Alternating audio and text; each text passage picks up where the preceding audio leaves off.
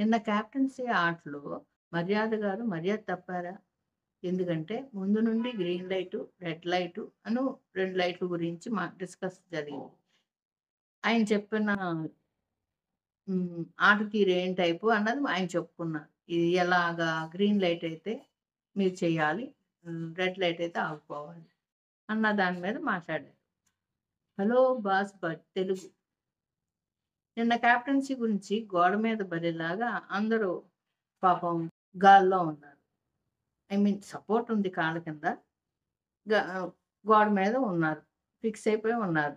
Rule ప్రకారం green light వచ్చినప్పుడే వాళ్ళ హెల్పర్ వచ్చి ఆళ్ళకి కావాల్సిన విధంగా మూవ్ చేయడానికి కుదిరేలాగా ఆ కింద ఉన్న పాయింట్‌ని లాగడం చేస్తారు. అయితే ఇది మనీష్ పెట్టిన రూలు. బిగ్ బాస్ కూడా పెట్టుండొచ్చు.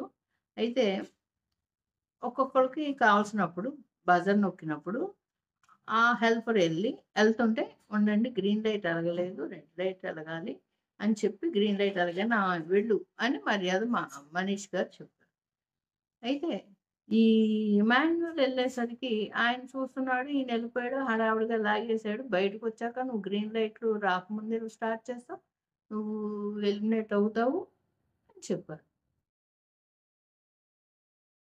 "నువ్వు ఫేక్ ఆట ఆడావని" ఇమాన్యుయల్ బాగా తగులుకున్నాడు.